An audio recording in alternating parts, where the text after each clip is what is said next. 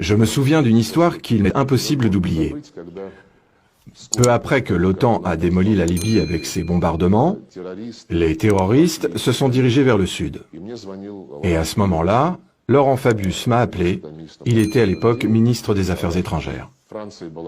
La France était préoccupée par la menace qui planait sur le Mali, où se trouvait le contingent français selon l'accord avec Bamako.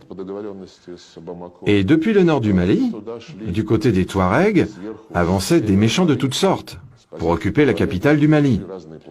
La France voulait que son contingent au Mali obtienne l'approbation du Conseil de sécurité de l'ONU pour lutter contre cette menace terroriste. Laurent m'a appelé et m'a demandé de ne pas nous y opposer. J'ai répondu que non seulement on n'allait pas se prononcer contre cela, au contraire, qu'on allait l'appuyer, du fait que c'était une tâche véritablement importante, s'agissant d'une menace terroriste. Mais il faut garder à l'esprit, lui ai-je dit, que vous allez réprimer les activités des gens que vous avez armés en Libye. Il a ri et m'a dit, c'est la vie. Il faut dire quand même que c'est la vie, ce n'est pas de la politique. Évidemment, c'est le principe de deux poids, deux mesures. C'est la vie. Vous amenez le malheur dans notre pays et vous dites que c'est la vie. Elisabeth Guibou, c'est la présidente de la commission des affaires étrangères. Elle est socialiste, elle n'est pas de droite. Il a une citation que j'ai dans mon livre. Elle dit qu'il faut mettre un plan d'autonomie du nord du Mali. Jean-Yves Le Drian était ministre de la Défense quand on a signé l'accord d'Alger le 15 mai. Le lendemain, il a donné une interview sur RFI. Il dit que les gens du nord et du sud ont tout fait pour vivre ensemble. Ils ne peuvent pas vivre ensemble. Ça, c'est des officiels. Donc la stratégie de préparer l'opinion nationale et internationale à la partition du Mali est orchestrée. Qu'est-ce que nos dirigeants disent? Ils se taisent.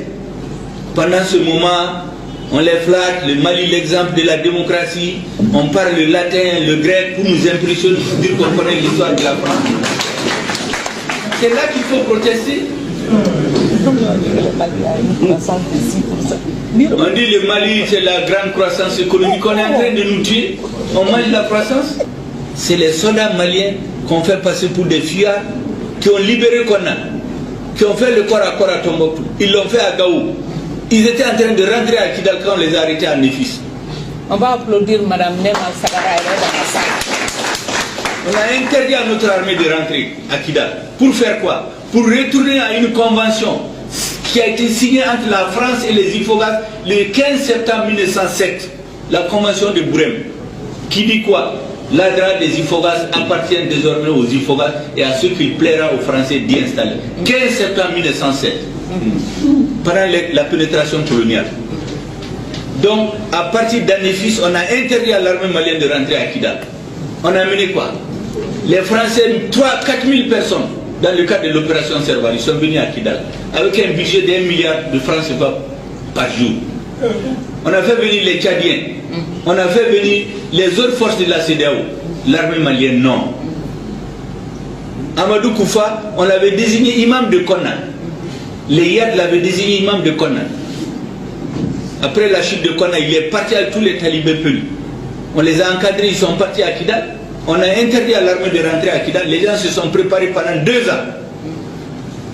Pendant ce moment, qu'est-ce qu'on a fait? Les Ménéla qui n'étaient ni une force politique, ni une force morale, ni une force militaire.